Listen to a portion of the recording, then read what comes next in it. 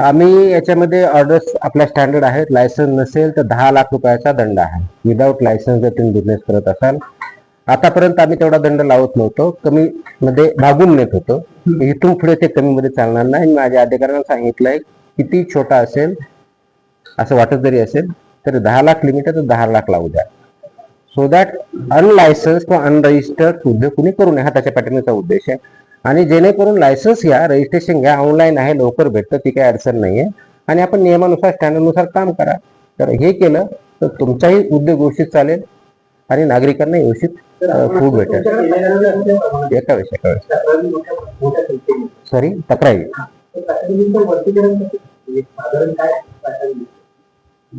म्हणजे पॅटर्न नाही पॅटर्न म्हणजे काय म्हणाले.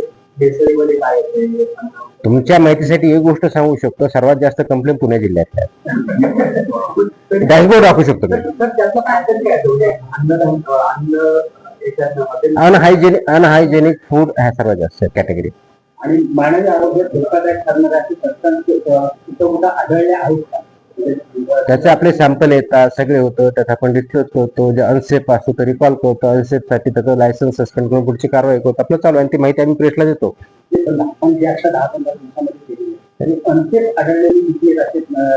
तो डेटा आता मला नाही सांगता येणार, पण आपण ते ऑलरेडी कारवाई केली, प्रेसमध्ये देतो. तुम्ही जर वाटले तर लायसन्स कॅन्सल केलेले, अनसेफ आढळले, आपण देतो त्याच्यामध्ये. आता देतात ज्या डॅश ते सांगितलं त्याची प्रत्येक कंप्लेंट इन्व्हेस्टिगेट केली जाते. ते जाऊन तपासतो अधिकारी.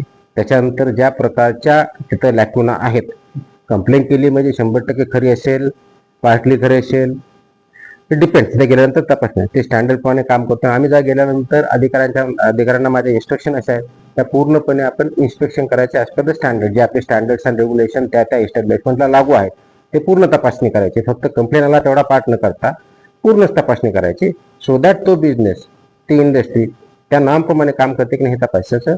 आणि त्या फाइंडिंग ज्या असतात त्याच्या आधारे आपण कारवाई करतो. आणि ज्या प्रकारचा